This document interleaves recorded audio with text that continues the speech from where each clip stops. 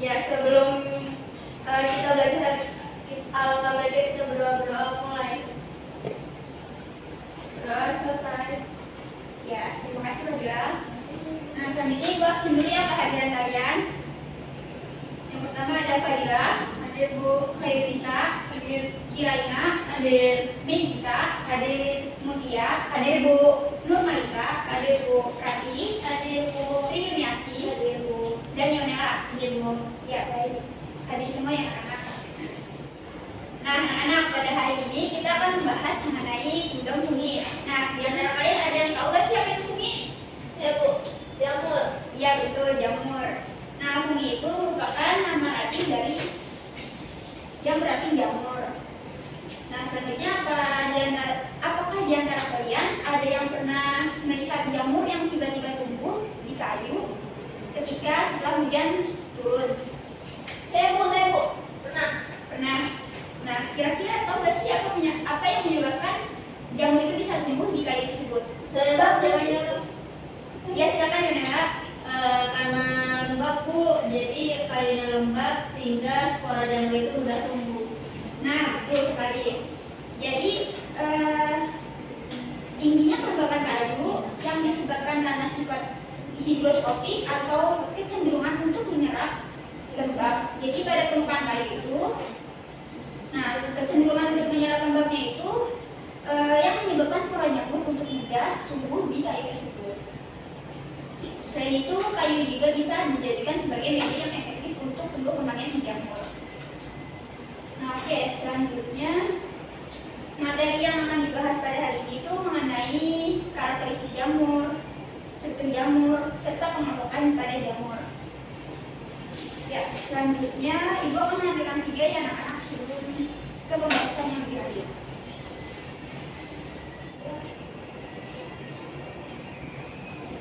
Nah, disimak ya.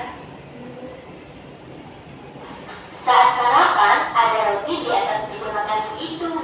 Eits, jangan lupa cek tanda-tanda luarsanya ya, agar roti itu tidak ditumbuhi jamur seperti ini. Kira-kira jamur pada roti seperti ini tergolong tumbuhan apa hewan ya? Atau mereka punya kingdom sendiri? Nah, fungi atau jamur itu organisme eukariotik yang mempunyai bibit sel namun tidak mempunyai klorofil.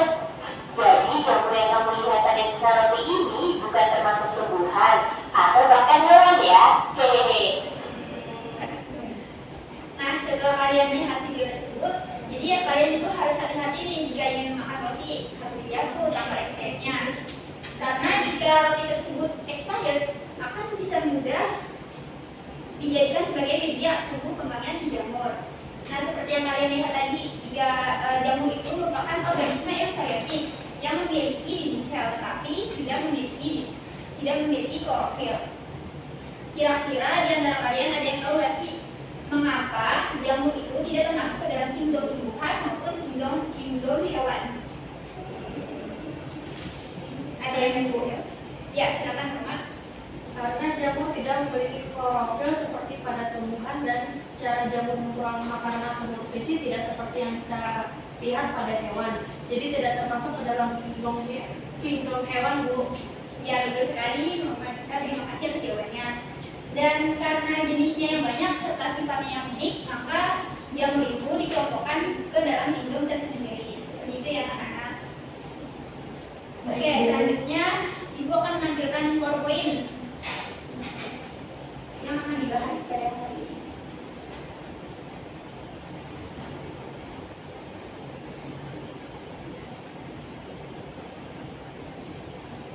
Nah, tujuan dari PowerPoint ini berisi mengenai tujuan pembelajaran, manfaat pembelajaran, serta materi pembelajaran. Ya, di sini ada tujuan pembelajaran yang harus kalian ketahui. Yang pertama itu, siswa mampu untuk menganalisis ciri-ciri umum di visio dalam kingdom fungi dalam hal morfologi dengan tepat. Yang kedua, siswa itu mampu untuk menganalisis cara memperoleh nutrisi dengan tepat, cara jamur memperoleh nutrisi dengan tepat. Yang ketiga, siswa itu harus mampu menganalisis cara jamur bereproduksi dengan tepat. Yang keempat, siswa mampu untuk menganalisis pengelompokan jamur berdasarkan ciri-cirinya dengan tepat.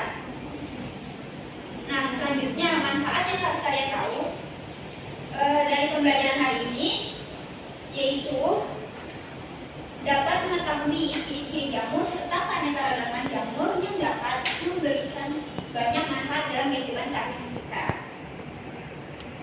Nah, materi ini kita akan membahas Zygomicota, Ascomycota, Basidiomycota, dan Deuteromycota. Pertama-tama di sini ada struktur jamur. Jadi tubuh jamur itu tidak memiliki klorofil, tetapi dengan habitat di tempat yang lembab. Nah, cara hidup jamur ini terbagi menjadi 3, yaitu ada saprofit, parasit, dan simbiosis. Kalau saprofit, cara jamur mengambil zat nutrisinya itu yaitu dengan cara menyerap zat organik melalui organisme yang telah mati. Lalu kalau parasit, jamur akan menyerap zat organiknya melalui organisme yang masih hidup dari sel inangnya tersebut. Dan yang simbiosis, jamur akan mengambil zat organiknya dari organisme yang masih hidup, tetapi mereka akan saling menguntungkan. Selanjutnya, sel tubuh itu ada sel tubuhnya, ada yang uniseluler dan ada pula yang multiseluler. Lalu ada hifa yang bersekat dan ada pula yang tidak bersekat. Struktur tubuhnya itu ada yang mikroskopis dan makroskopis. Kalau mikroskopis kita harus melihatnya menggunakan mikroskop. Tetapi jika makroskopis bisa terlihat oleh mata kita sendiri.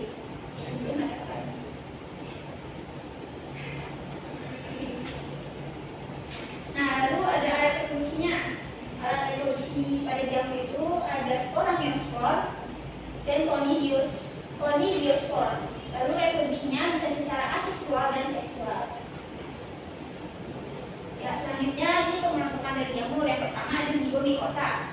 Zygomicota itu memiliki ciri-ciri tubuh berupa benang-benang hifa yang bersekat berhitam dan ada pula yang tidak bersekat hitam. Dinding sel mengandung kitin. Lalu hidupnya itu sebagai saprofit seperti pada tempe, nasi, roti, dan bahan lainnya. Ada pula sebagai parasit yang menyebabkan penyakit busuk pada ubi, kentang, arbe, dan lainnya. Bagaimana sih reproduksi dari Zygomicota? Nah, reproduksinya itu yang secara aseksual, yaitu dengan menggunakan spora yang dihasilkan oleh sporangium. Sedangkan yang aseksual dengan cara konjugasi hingga terbentuk zigospora.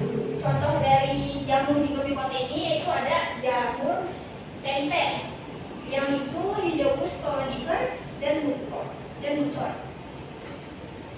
Nah, ini struktur tubuh dari Rhizopus stolonifer. Dia memiliki hifa dan ini sporangiumnya dan ini merupakan zigosporanya. Contohnya dari gambaran Zygomicota yaitu Rhizopus stolonifer. Nah, divisi yang kedua ada Ascomycota. Ascomycota ini memiliki ciri-ciri yaitu tubuh berupa benang-benang hifa yang bersikat melintang dan bercabang-cabang. Lalu pada ujung-ujung cabang hifa berdiferensiasi membentuk alat reproduksi seksual, reproduksi Spanderdium dan Ascodonium. Nah, cara hidup dari Ascomycota ini sebagai parasit, saprofit atau bersimbiosis, jadi bisa ketiga-tiganya. Nah, Ascomycota ini banyak dimanfaatkan untuk pembuatan tape, kecap, roti, oncom, dan antibiotik. Contoh dari Ascomycota yang sering dimanfaatkan itu seperti Saccharomyces, Neospora, Penicillium, dan Trichoderma, dan lain-lain. Ya, ini gambaran Ascomycotanya. Contoh dari Ascomycotanya itu ada Saccharomyces, seperti itu. Nah, divisi yang ketiga ada Basidiomycota. Basidiomycota ini memiliki ciri-ciri hifanya itu bersekat-sekat, tubuhnya makroskopis, ada yang berbentuk payung, lembaran berbentuk tepung, dan papan. Nah, hidup dari Basidiomycota ini sebagai saprofit atau parasit pada organisme lainnya. Alat reproduksi dari Basidiomycota yaitu dengan tubuh buah Basidioclub yang menghasilkan basidium dengan basidiosporanya. Nah, reproduksinya itu bisa secara seksual. Contoh dari Basidiomycota itu yang sering dimanfaatkan seperti jamur merah, jamur tiram, jamur shiitake, dan lain-lain. Nah, ini merupakan gambarannya dari basidioko. Nah, ini contohnya nih, ada jamur merah, jamur putih, jamur shiitake.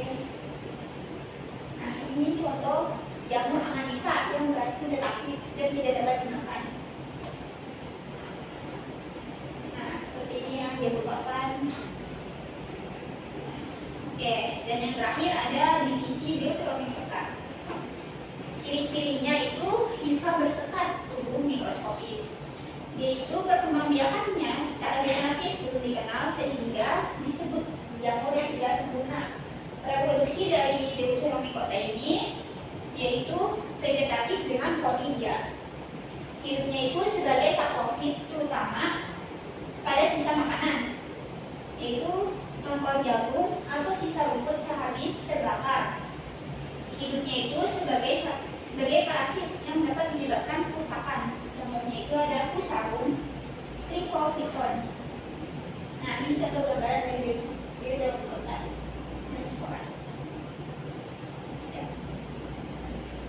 Yang sampai di sini ada yang ditanyakan?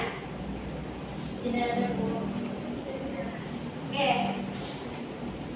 Nah, dari penjelasan Ibu ini, selanjutnya kalian akan berdiskusi secara berkelompok untuk mengumpulkan informasi materi sebanyak-banyaknya. Nah, setelah itu perwakilan dari kelompok kalian akan maju satu orang untuk mempresentasikan hasil dari diskusi kalian. Nah, ini bagi ya kelompoknya. Ibu bagi menjadi dua kelompok. Nah, kelompok pertama dari yang sebelah kiri dan kelompok kedua dari sebelah kanan. Ya, silakan untuk berdiskusi. Jika ada yang ditanyakan, bisa ditanyakan oleh kita. Ibu.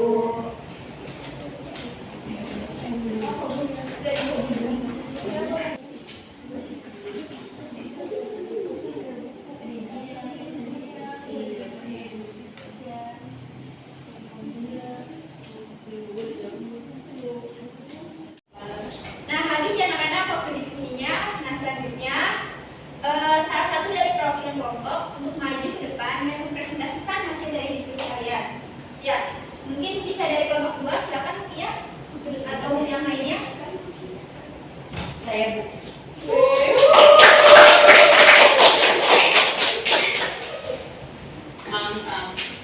Baik, Assalamualaikum warahmatullahi wabarakatuh. Waalaikumsalam warahmatullahi wabarakatuh. Hari ini saya akan mempresentasikan hasil dari diskusi kelompok saya mengenai morfologi jamur. Jadi morfologi jamur itu terdiri dari ciri-ciri struktur jamur, kemudian cara jamur memperoleh nutrisi, reproduksi, dan pengelompokan jamur. Nah, ciri-ciri itu dibagi menjadi 3. Yang pertama ada jamur. Jamur memiliki bentuk beragam, oval, ada yang benang, dan ada yang payung, serta sebagainya. Yang kedua, jamur juga bersifat uniseluler dan multiseluler. Yang ketiga, jamur memiliki membran inti dan tidak memiliki klorofil seperti yang sudah Ibu jelaskan tadi. Selanjutnya ada struktur jamur. Struktur jamur ini memiliki hifa atau benang-benang yang halus. Yang kedua, memiliki miselium, yaitu kumpulan benang-benang halus. Yang ketiga, memiliki tudung jamur. Yang keempat, memiliki lamela. Kemudian yang kelima ada cincin. Yang keempat ada tangkai buah. Selanjutnya cara jamur memperoleh nutrisi. Jamur memperoleh nutrisi terbagi menjadi 3, yaitu ada saprofit, parasit, dan mutual. Pada saprofit, jamur akan mengambil zat organik dari sisa organisme yang mati. Sedangkan pada parasit, jamur mengambil zat organik dari organisme yang hidup.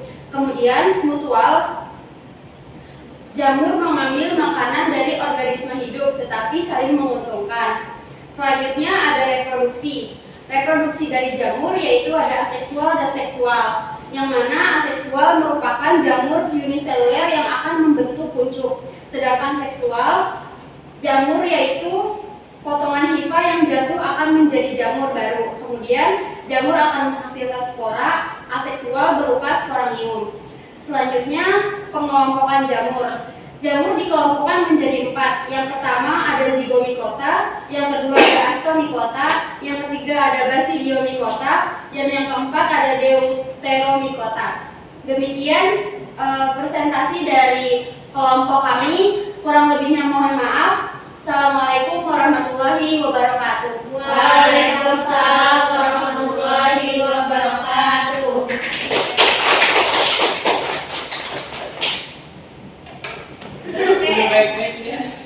Oke, terima kasih atas presentasinya dari kelompok 2. Nah, selanjutnya di antara kalian ada yang bisa membuat kesimpulan? Saya Bu. Ya, silakan Yudika.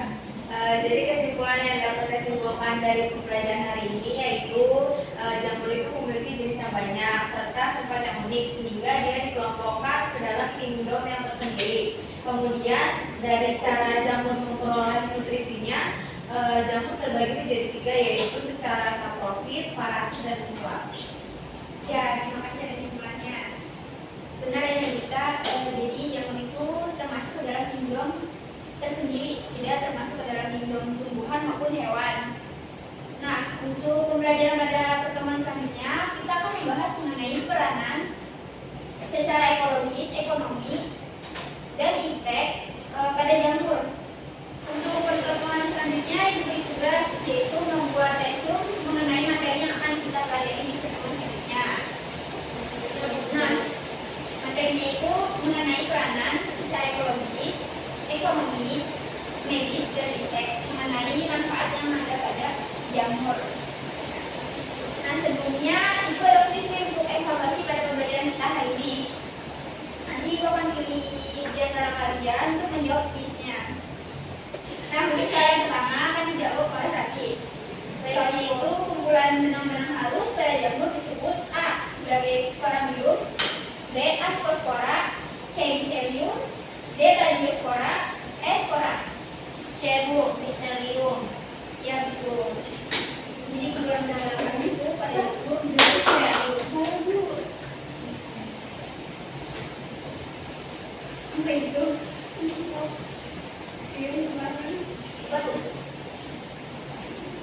Nah, untuk soal yang nomor 2, Ibu pilih Nurma untuk menjawab soalnya. Ibu, ya, jamur yang dapat berkembang biak secara aseksual dengan membentuk A. Conidium, B. Sporangium, C. Gemma, D. Solus, dan E. Nympha. A. Bu, Conidium. Ya, betul, Nurma. Nah, untuk yang terakhir nih, untuk Lionella, soalnya itu jamur yang membentuk ken adalah A. Ascomycotina, B. Deuteromycotina, C. Myxomycotina, D. Omycotina, E. Zygomycotina. Jawabannya A. Bu, Ascomycotina. Ya, terima kasih. Nah, cukup sampai di sini evaluasinya. Ya, terkait tugasnya jangan lupa ya anak-anak untuk dikerjakan. Mungkin cukup sampai di sini untuk pertemuan kita pada hari ini. Kurang lebihnya mohon maaf. Wassalamualaikum warahmatullahi wabarakatuh. Waalaikumsalam warahmatullahi wabarakatuh. Terima Terima kasih, Bu.